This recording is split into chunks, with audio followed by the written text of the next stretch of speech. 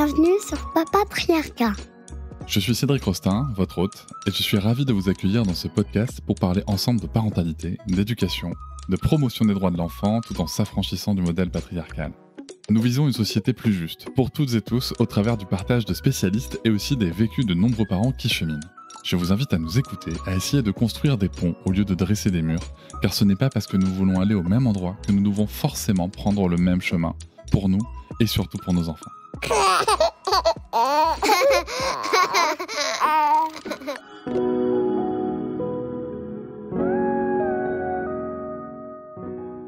Ici, nous repensions notre approche de l'apprentissage des lettres, du langage et de la lecture pour nos enfants. Dans cet épisode, j'ai l'immense plaisir d'accueillir Léa Elias, orthophoniste depuis 11 ans et mère inspirante de 2 enfants. Léa a choisi de transformer sa vision du métier en se consacrant à l'accompagnement des parents, en leur fournissant des outils précieux pour favoriser le développement du langage et de leurs enfants de manière engageante et positive. Ensemble, nous explorons comment associer l'apprentissage et le plaisir peut stimuler la curiosité naturelle de l'enfant et pourquoi le jeu est une langue universelle qui favorise ce développement. Nous abordons des concepts fascinants tels que la différence entre le son et le nom des lettres et discutons de méthodes innovantes pour initier les enfants à la lecture tout en respectant leur propre rythme. Nous répondons à des questions cruciales comme pourquoi l'ordre alphabétique n'est-il pas essentiel pour apprendre à lire et comment puis-je percevoir l'intérêt de mon enfant pour la lecture. Ce dialogue est une invitation à repenser notre approche éducative en adoptant des outils concrets et en découvrant des perspectives nouvelles. Chaque parent, éducateur, éducatrice y trouvera des ressources inspirantes pour accompagner les enfants dans leur parcours d'apprentissage empreint de curiosité et de joie. Reste avec nous, cet épisode t'offrira une multitude de pistes pour accompagner tes enfants avec bienveillance et imagination, un épisode à ne pas manquer. N'hésite pas à t'abonner au podcast, à laisser une note avec un max d'étoiles et commenter partout où c'est possible, comme sur Apple Podcast ou Spotify. Là-bas, je peux même répondre. On se retrouve aussi sur les réseaux sociaux comme Instagram, Facebook, TikTok et LinkedIn. Tu peux aussi réagir en laissant un audio sur l'outil SpeakPipe, même depuis ton téléphone. Le lien est en description. Et si tu souhaites soutenir financièrement le podcast pour l'aider à se développer, tu peux t'abonner à Papatriarcat Plus pour écouter les épisodes sans pub en avance et avoir accès à plus de 80 bonus. Le lien est aussi en description. On y va tout de suite avec ma première question. Léa, pourquoi est-il important d'associer le plaisir et l'apprentissage de la lecture dès le plus jeune âge ? Je vous souhaite une très bonne écoute. J'ai envie de dire simplement parce qu'un enfant qui prend du plaisir, c'est un enfant qui a envie de refaire encore et encore et encore les activités. Donc on est vraiment sur cet élan naturel de l'enfant, puisqu'il va prendre du plaisir, il va jouer. Finalement, c'est comme s'il ne se rendait même pas compte qu'il était en train d'apprendre plein de choses. Est-ce que du coup, tu penses qu'il faut... est-ce qu'on doit un petit peu induire ce jeu ou est-ce qu'il faut vraiment juste attendre que l'enfant s'intéresse ? Je pense que ça dépend vraiment des profils d'enfants. Okay. C'est-à-dire que moi, j'aime beaucoup tout ce qui est apprentissage autonome. Vraiment, je suis convaincue qu'il y a plein de choses qui peuvent émerger de l'enfant. Mais je sais aussi que pour des enfants, notamment neuroatypiques, si on n'amène pas à un instant, tu vois, l'apprentissage, on peut ne pas avancer. Donc l'idée, c'est en tout cas de se dire, je fais des propositions, mais par contre, je n'impose rien à l'enfant. C'est-à-dire que si l'enfant ne s'en saisit pas, c'est que c'est pas son moment, tout simplement. Tu casses quelques codes quand même dans tes interventions et dans tes livres. Tu expliques que l'ordre alphabétique, par exemple, n'est pas nécessaire pour apprendre à lire. Alors ça peut surprendre quand même. Pourquoi est-ce que ça surprend tant les gens et qu'est-ce que les parents devraient savoir là-dessus ? L'alphabet, finalement, c'est un peu une chanson. À quoi nous sert l'alphabet ? L'alphabet, si on réfléchit 2 secondes, et je vais vous laisser réfléchir 2 secondes avant de donner la réponse, on est vraiment dans cette volonté on va chercher les mots dans le dictionnaire. Finalement, l'alphabet, la comptine alphabétique ne sert qu'à ça. Elle sert à chercher un mot dans un dictionnaire. Donc, en ayant ça à l'esprit, finalement, on se rend bien compte que ça ne sert à rien pour apprendre à lire tout simplement. L'idée, c'est de se dire en tout cas que cette comptine alphabétique, elle n'a pas d'intérêt en tant que telle.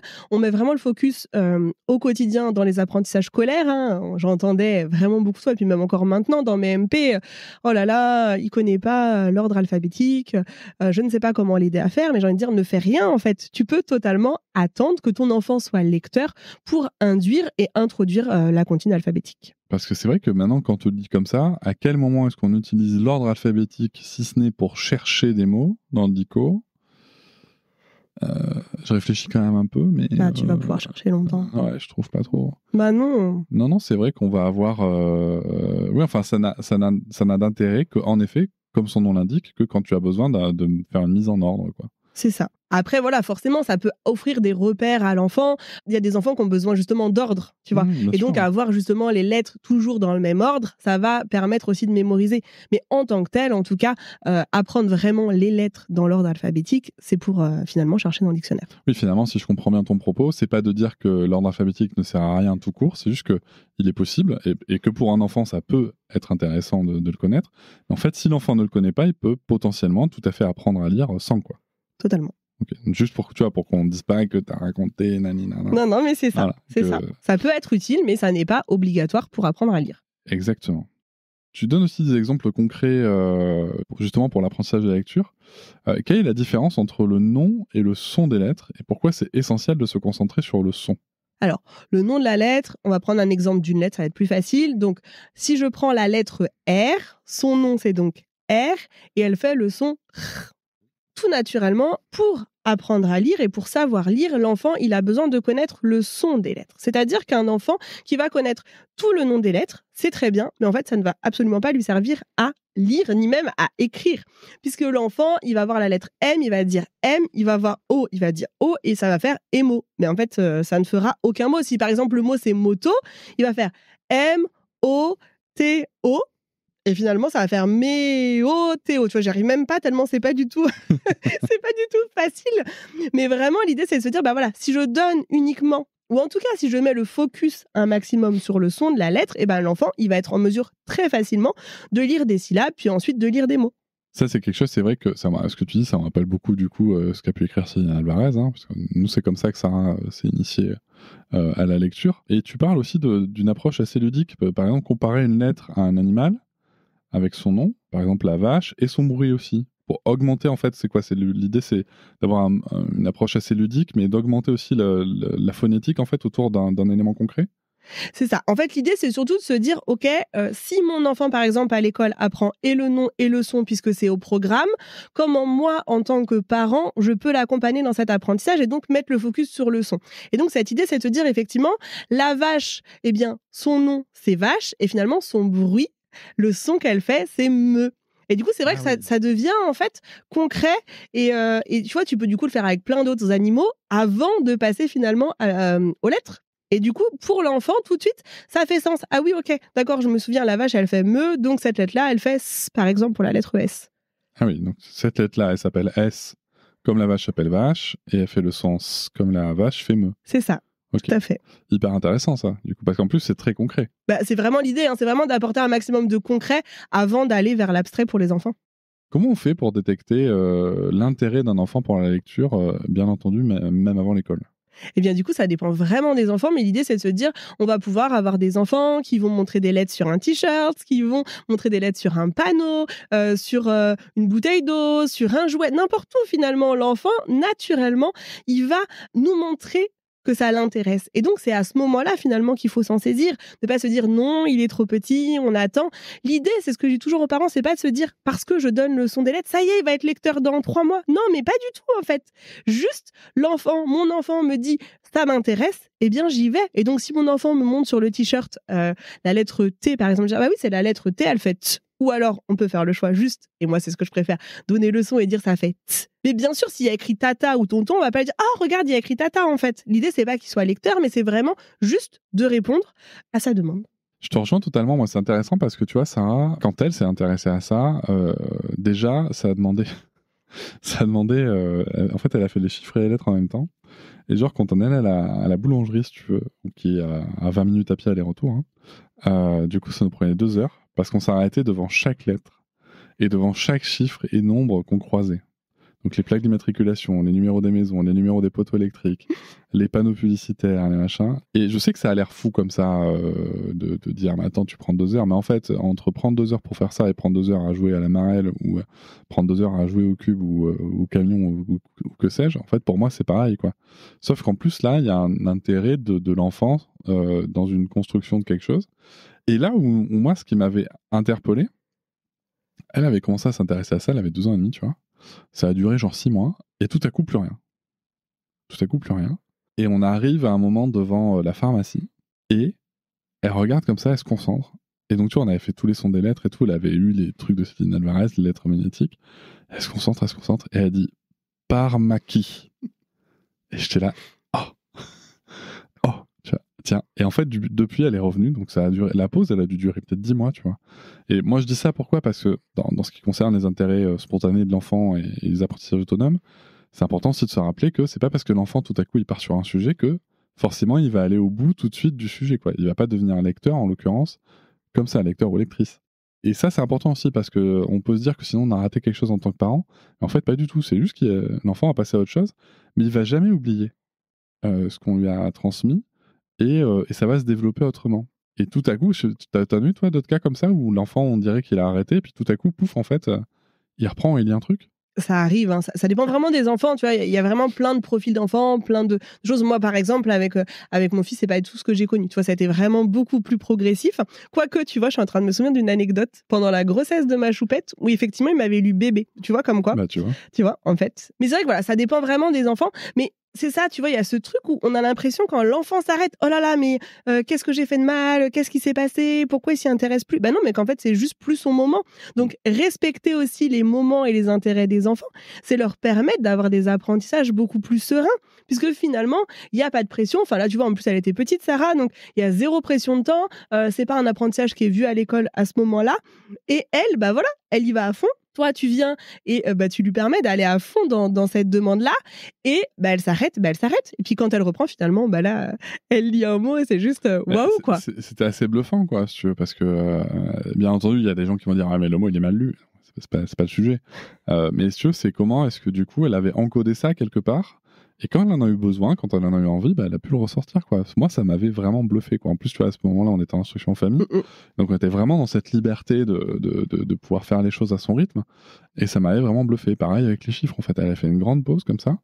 Et enfin, les chiffres, non, elle a fait une petite pause. Les chiffres, elle est toujours restée très, très axée là-dessus. Mais c'était assez bluffant, quoi. Après, c'est vrai que faut aimer répéter, quoi. C'est ça. Tu vois, faut aimer répéter. C'est-à-dire que quand je dis qu'on va à la boulangerie, c'est que 2-3 fois par semaine, on se tapait 2 heures d'aller-retour à la boulangerie et je me tapais tous les chiffres et toutes les lettres qu'on pouvait croiser. C'est sûr. Donc, faut aimer répéter, quoi. Moi, je le dis tout le temps, un de mes mantras, c'est la répétition, c'est la clé. Et tu vois, on est là-dedans parce qu'effectivement, l'enfant, il a vraiment besoin de répétition. C'est par la répétition qu'il va ancrer petit à petit. C'est-à-dire qu'une fois, Sarah, elle te montre la lettre T, tu lui dis, ça fait T. Tu le fais une fois, en fait, l'apprentissage, il n'est pas ancré. Par contre, si effectivement, chaque fois que tu vas à la boulangerie, aller et retour, ou juste aller, je ne sais pas, mais... Aller-retour. Aller-retour, elle voit plusieurs fois la lettre T qui fait le son T. Et bien finalement, même au bout d'une fois, comme il y a eu beaucoup de répétitions, naturellement, elle va ancrer davantage l'apprentissage. Sur les chiffres, il y a un truc, les chiffres et les nombres, je m'écarte un peu du sujet, mais il y a un truc qui avait marqué, c'est que, donc elle avait 2 ans et demi quand on avait commencé ça, et en fait, sur la route, il y a une maison qui a un énorme 18. Et genre, tu vois, le truc, il fait ma taille. Je rappelle que je suis 1m93. Donc, tu vois, en fait, il fait toute la palissade, et la palissade, elle doit faire 2 mètres. Donc, il y a un énorme 18, et en fait, elle a adoré ce nombre, t'imagines bien, c'est énorme. Et du coup, en fait, ça veut dire 18, et je me rappelle, par exemple, de gens de la famille qui disaient, mais c'est incroyable, elle compte déjà jusqu'à 18. Mais non, elle sait juste dire 18. Pourquoi ? Parce qu'elle croise un énorme 18 et qu'elle l'adore. Tu vois, mais toujours, on est dans cette logique aussi de performance, tu vois. Elle fait une performance, et quoi ? Non, elle sait juste dire 18. Il faut aussi redescendre, tu vois. Et je trouve ça intéressant parce que la lecture, comme les mathématiques, quand même, on va y revenir, hein, mais il y a quand même une grosse pression sociale dessus. Et ça me semble important aussi, tu vois, de se dire, voilà, l'enfant va à son rythme, c'est cool. Et que c'est pas parce qu'en fait, on veut là où je veux quand même que les gens soient quand même rassurés sur notre propos, c'est que on n'est pas en train de dire que l'enfant doit savoir lire avant d'aller à l'école. C'est juste que l'enfant peut avoir des signes d'intérêt et d'enthousiasme, pour citer André, sur les chiffres et les lettres bien avant d'arriver à l'école. C'est ça. Je te rejoins complètement. Hein. L'idée, c'est de se dire, si mon enfant a l'élan avant d'être au CP, en fait, je le suis. Alors, ça peut être à 2, 3, 4, 5 ans. Encore une fois, de toute façon, ça ne veut pas dire que l'enfant va être lecteur et que demain, il va lire des livres. C'est ça aussi, tu vois. Je trouve que dans l'esprit des gens, c'est je commence à lui donner le son des lettres, vite, il va lire un livre. Mais pas du tout, en fait. Ça peut prendre 2, 3, 4, 5 ans parfois. Moi, je sais que mon loulou, par exemple, hein, il connaissait franchement tous les sons des lettres avant ses 2 ans. Eh bien, il est devenu vraiment lecteur confirmé. Il avait presque 8 ans. Finalement, tu vois, il a mis même plus de temps et il a lu plus tard que d'autres enfants.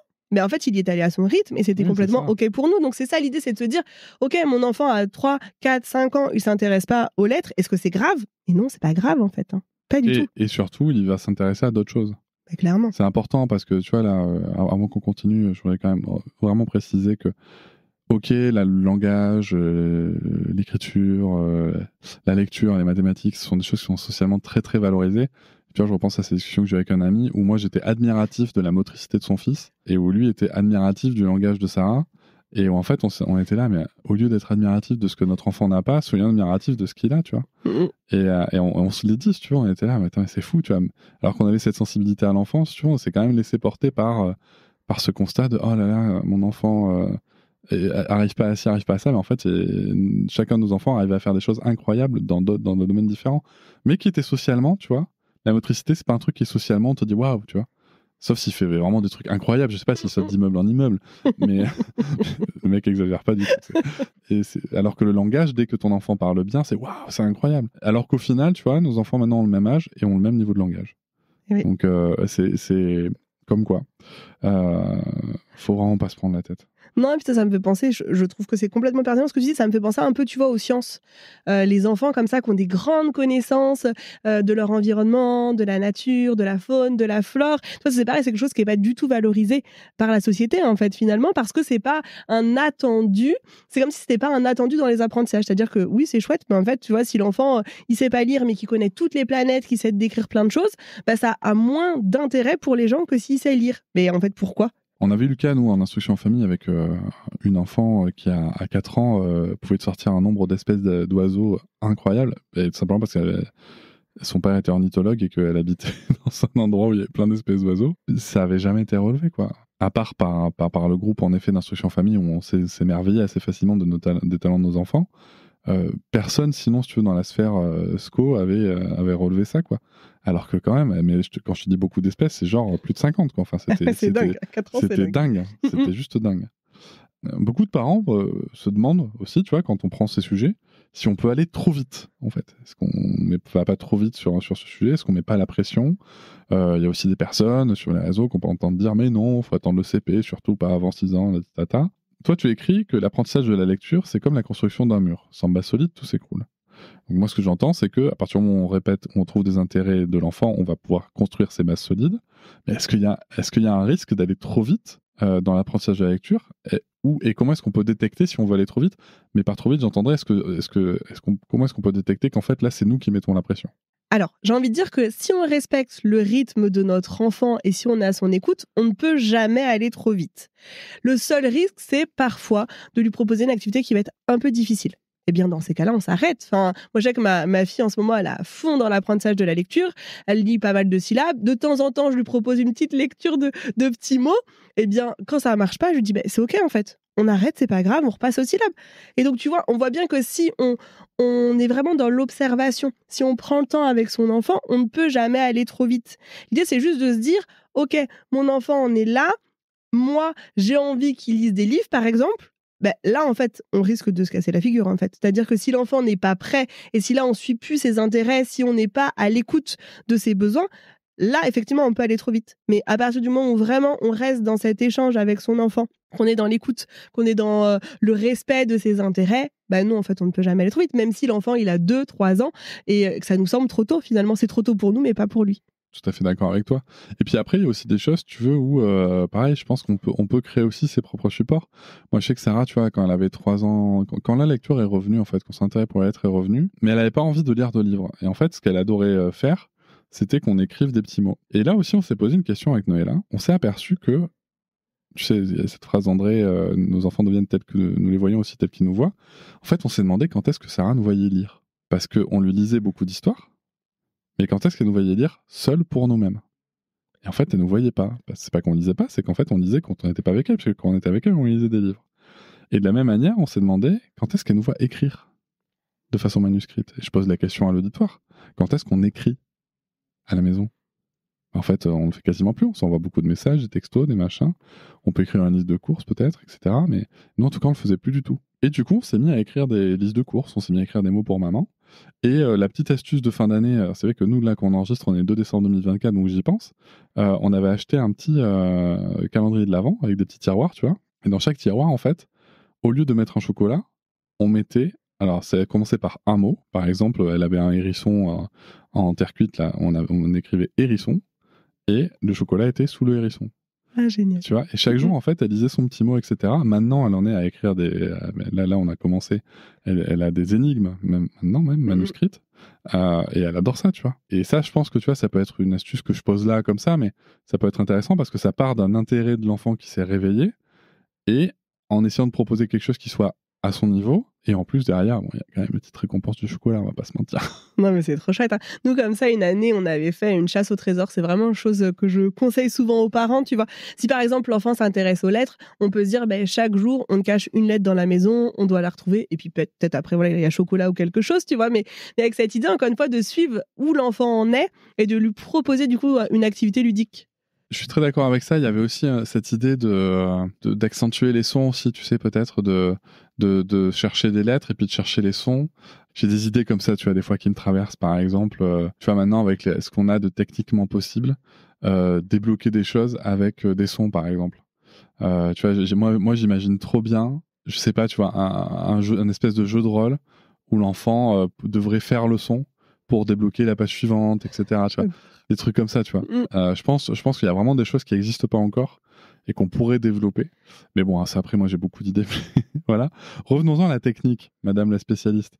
Tu dis que certains sons, comme B ou D, peuvent être confondus. Très concrètement, quels outils pratiques recommandes-tu pour aider les enfants à surmonter ces difficultés et bien entendu les parents à les accompagner? Alors, déjà, il faut savoir que les confusions de sons sont normales. Enfin, la confusion du B et du D en début d'apprentissage de la lecture, alors elle n'est pas systématique, mais j'ai envie de dire que quand même, elle est bien représentée. Souvent, ce qu'on fait, je pense que c'est très français, mais on est toujours dans l'opposition. C'est-à-dire qu'on va confronter en se disant, comme ça, l'enfant va pouvoir choisir. Donc, toi, on va fonctionner avec le B et le D, et par exemple, on va lui mettre des mots. Donc, on va mettre, une bêtise, ballon et dallon, et on va mettre par exemple la photo du ballon. Tu vois, on va être dans cette comparaison permanente. Les études ont démontré que non, il ne faut pas fonctionner dans la comparaison. On va vraiment décider d'extraire une des deux lettres. Donc soit le B, soit le D, ça vous pouvez le choisir même avec votre enfant. Enfin, tu vois, c'est quelque chose qui est complètement possible pour, encore une fois, le mettre acteur, lui dire, ok, ces deux lettres, elles sont difficiles pour toi, laquelle tu veux choisir, comment on fait? Et donc, l'idée, ça va être de mettre le focus sur une seule des deux lettres, et donc sur un seul des deux sons. On peut faire, par exemple, tout simplement un poster. Un poster, on écrit le B dans toutes les graphies différentes, donc en majuscule, en script minuscule, en cursif, comme ça, il retrouve un petit peu toutes les polices d'écriture.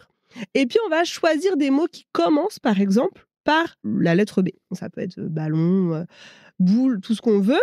Soit on écrit juste le mot, soit on se décide carrément de mettre le mot, de mettre l'image pour venir renforcer par l'image.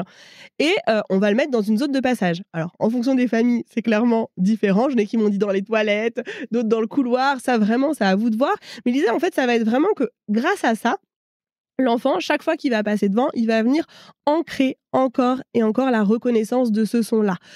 L'idée, c'est vraiment ça, c'est de se dire, on met le focus sur un seul son pour que petit à petit, en fait, son lexique de mots s'enrichisse et que donc, naturellement, l'autre lettre s'écarte. Mais voilà, l'idée, c'est vraiment, en tout cas, c'est ça, c'est d'arrêter de travailler vraiment en opposition et de se dire, OK, on met le focus sur un son. Ça veut dire aussi lui proposer, par exemple, de la lecture de syllabes, de la lecture de mots, des petits jeux de loi, des mémories, tout ce qu'on veut ensuite. Voilà, autour du B, et bien entendu, on fait en sorte qu'il n'y ait aucun D dans les mots choisis. C'est hyper intéressant. Quand je t'écoutais, je me disais, finalement, on est en train de vouloir, au lieu de vouloir imposer à l'enfant, du coup, une situation très difficile, où il est potentiellement constamment en train de se tromper, on le rend plutôt expert, spécialiste de la lettre B. Du coup, en plus, il va forcément aussi à un moment, comme il va être extrêmement habitué à la voir sous toutes les coutures, la différence BD, du coup, va ensuite lui sauter aux yeux. C'est comme ça que ça marche? C'est vraiment ça l'idée. Tu vois, c'est qu'on va venir vraiment renforcer la compétence sur un son pour petit à petit faire en sorte qu'il n'y ait plus d'hésitation. Parce que si on fonctionne toujours avec les deux, c'est comme si là, tout de suite, je te dis, allez, inondation, il y a un N ou deux N. Bon, dans ta tête, tu vois les deux, peut-être t'as le doute. Alors que si je t'avais dit inondation, comment tu l'écris? Tu vois? Et peut-être que naturellement, t'aurais donné la bonne orthographe. C'est un peu la même chose, en fait. C'est que finalement, en lui donnant juste le son d'une lettre, vraiment, effectivement, tu l'as très bien dit, mais voilà, on va le rendre expert de cette lettre-là. Et donc, petit à petit, la difficulté avec l'autre lettre va disparaître. On a beaucoup parlé là d'écouter l'enfant, de partir de ses intérêts, de ses enthousiasmes, etc. Alors, c'est pas toujours possible non plus. Et puis, il y a aussi des personnes qui peuvent mettre beaucoup de pression. Ça peut être l'école, ça peut être l'entourage, voilà, parce que le temps passe et puis on va nous dire là il sait pas lire, là il sait pas reconnaître machin, truc chouette. Alors que peut-on conseiller aux parents quand même dont l'enfant semble peu ou pas intéressé par la lecture ou les lettres? Peut-être dans un premier temps pour essayer de voir, essayer d'éveiller l'intérêt, et dans un second temps, pour essayer peut-être d'activement plus se dire là, ça serait peut-être bien qu'on y aille quand même. Alors, tu sais, la première question que je demande aux mamans qui me disent mais mon enfant ne s'y intéresse pas, c'est mais est-ce qu'il y a du matériel à dispo où il y a des lettres? C'est peut-être bête, mais tu vois, il y a des enfants qui ont besoin de manipuler. Et typiquement, quand ils voient des lettres sur un panneau, sur un t-shirt, ça va pas les intéresser. Par contre, s'ils ont un puzzle ou s'ils ont des lettres mobiles, naturellement, ils vont avoir envie d'y aller. Donc, toi, mon premier conseil, c'est toujours, est-ce que dans l'environnement de l'enfant, il y a des lettres? Il y a des lettres à manipuler parce que vraiment, il y a des enfants qui ont ce besoin de manipuler. L'idée, c'est de se dire, OK, mon enfant, par exemple, il a 5 ans, il ne s'y intéresse pas du tout. Bon, qu'est-ce que je fais? Eh bien, on essaie effectivement, tu vois, de faire des propositions. Encore une fois, sans imposer, mais on va faire en sorte que les lettres, elles soient un petit peu plus présentes.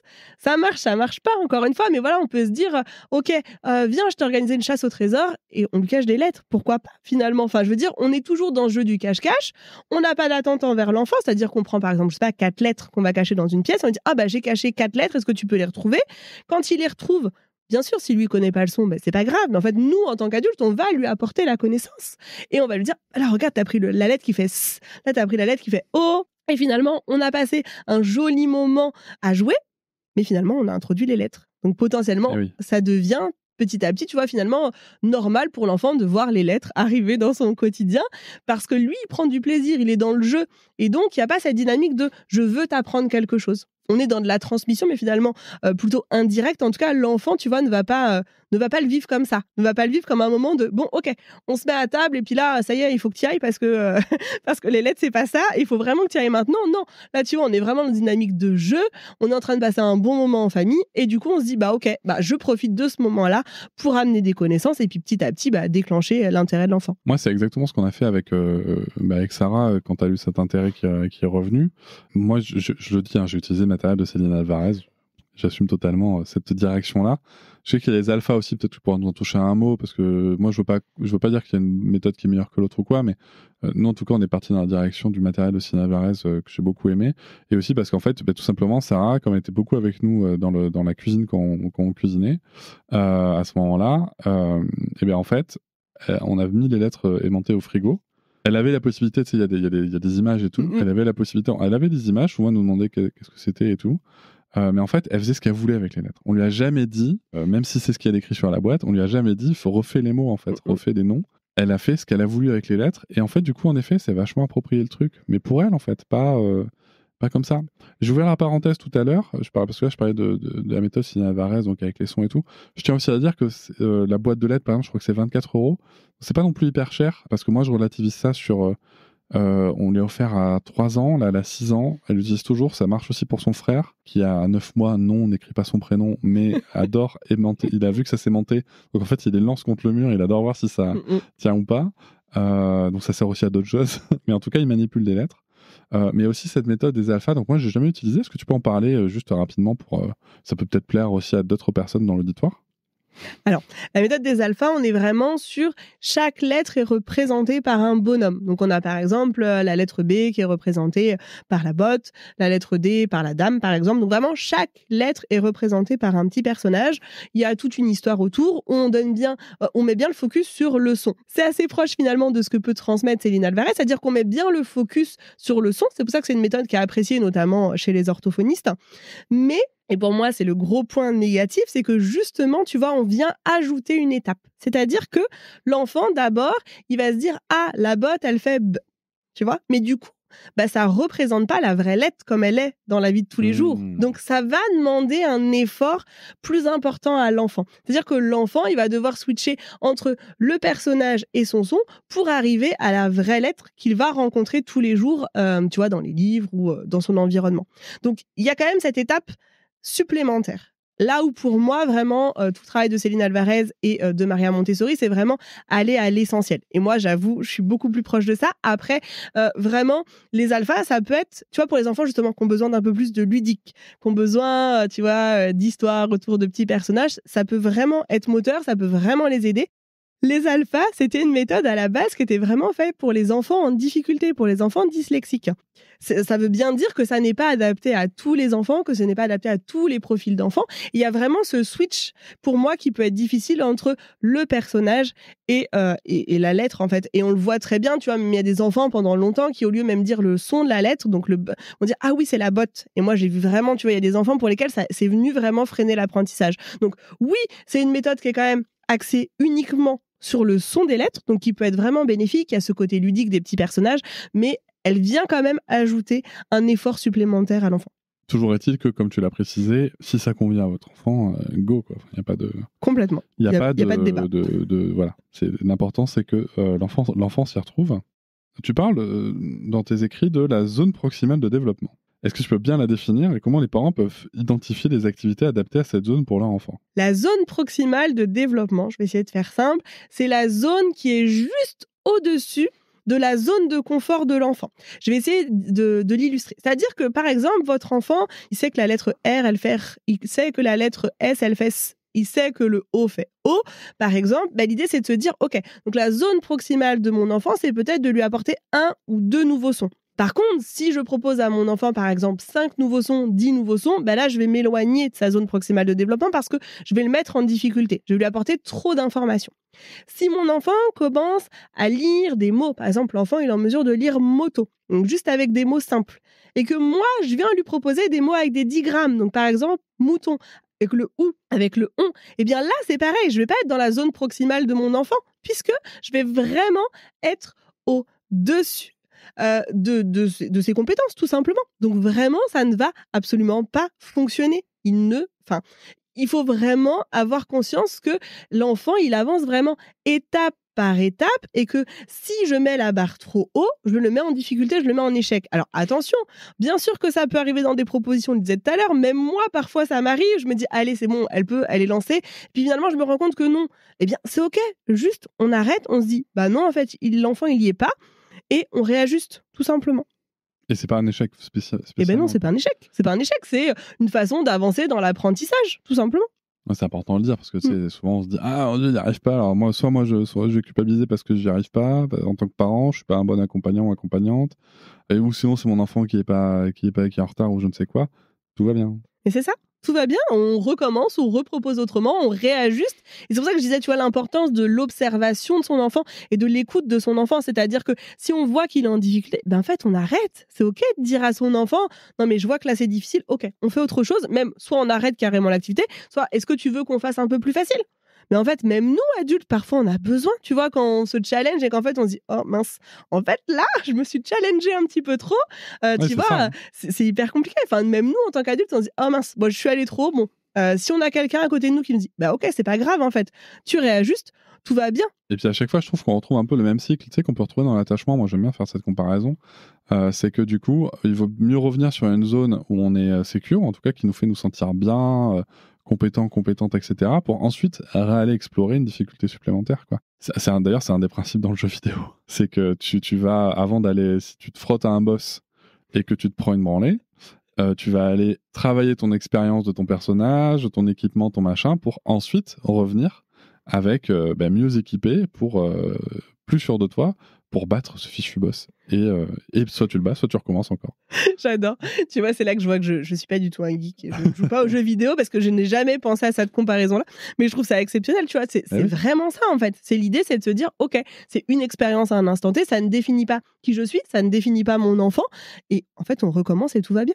La pression scolaire, elle peut amener certains parents à vouloir aller plus vite, hein, on l'a dit. On a donné aussi quelques pistes pour aller là-dessus. Mais comment est-ce qu'on peut faire plutôt pour gérer cette pression tout en soutenant l'enfant, mais sans forcément non plus rentrer dans les conflits, non plus finir avec les profs, quoi. C'est hyper difficile. Je crois que tu vois, il n'y a pas une réponse malheureusement parce que ça dépend vraiment de l'enseignant, ça dépend vraiment du parent. L'idée, c'est de se dire, OK, si mon enfant est en difficulté pour X, Y raison à l'école et notamment dans la lecture, j'essaie déjà, d'en parler à l'enseignant, de lui dire que voilà, c'est difficile pour mon enfant, d'adapter peut-être les devoirs.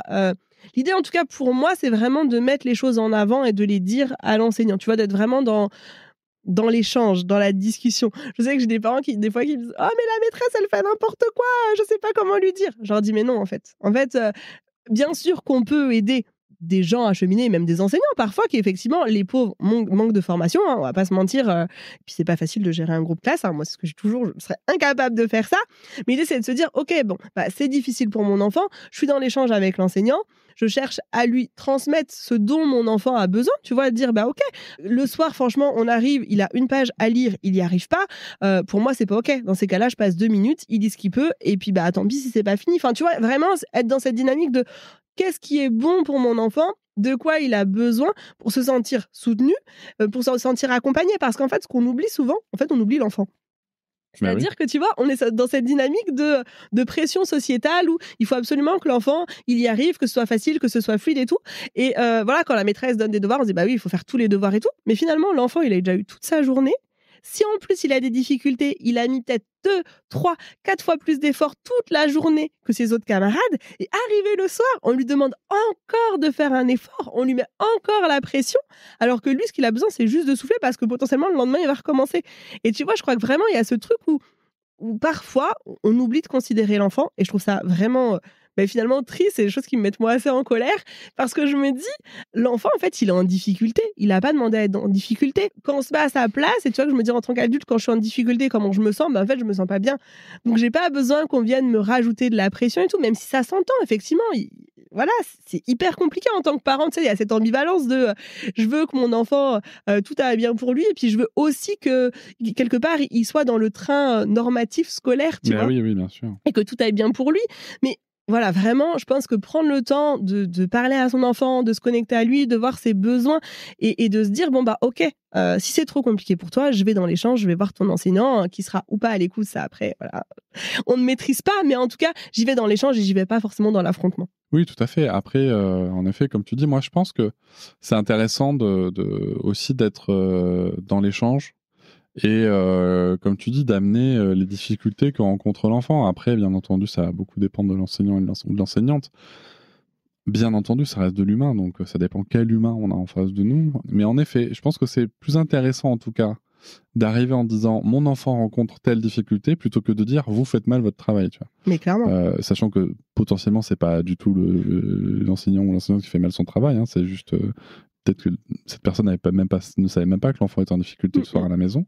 C'est peut-être aussi l'environnement à la maison, en fait. Peut-être qu'à l'école, ça se passe très bien, et puis qu'à la maison, ça se passe moins bien. Voilà, ça peut être plein de choses, et que ça, on ne pourra détecter que dans l'échange, et dans l'échange respectueux, bien entendu, de toutes les personnes impliquées, à commencer par l'enfant.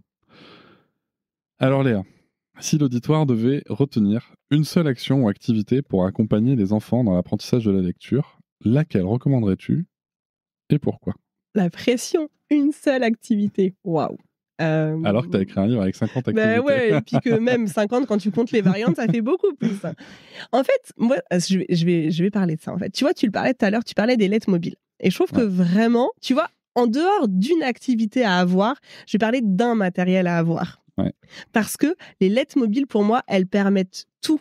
Tu vois, on est dans une société, on se dit toujours, oh là là, pour l'apprentissage de la lecture, il faut que j'achète peut-être des lettres mobiles, et puis il faut que j'achète ça, il faut que j'achète un puzzle, il faut que j'achète des livres, il faut que j'achète plein de choses, tu vois. Alors que finalement, à un instant T, pour débuter l'apprentissage de la lecture, si j'ai des lettres mobiles, je peux tout faire. Et moi, vraiment, ce truc tu vois, parce qu'une activité, en fait, c'est hyper compliqué pour moi. Alors, je suis très, tu vois, chasse au trésor ou les petits cache-cache, c'est des choses qu'aiment beaucoup les enfants, mais je trouve que c'est difficile de choisir une activité parce que déjà, j'en aime trop et j'adore faire ça et c'est mon truc. Et vraiment de se dire, si j'ai un matériel à acheter sans avoir à investir plein de fois, en fait, je peux choisir juste des lettres mobiles. Alors, coffret de Céline Alvarez ou pas, hein, mais vraiment, voilà, se dire des lettres mobiles, c'est quand même super chouette pour faire plein de choses. Moi, je recommande aimanté quand même. Oui, je trouve aussi que le côté aimanté sur le frigo, aimanté sur le radiateur pour certains, c'est quand même magique. Ça marche bien quand même, tu vois. Je trouve que ça vraiment, et puis d'un côté, ça fout moins le bordel. Clairement, je vous le dis, hein, c'est clair. Clairement. Merci beaucoup Léa pour cet échange. Merci à toi Cédric. Je vous remercie de m'avoir écouté. Je vous invite à vous abonner au podcast sur votre plateforme préférée et à me retrouver sur Instagram, TikTok, Facebook et sur le blog papatriarca.fr. À bientôt.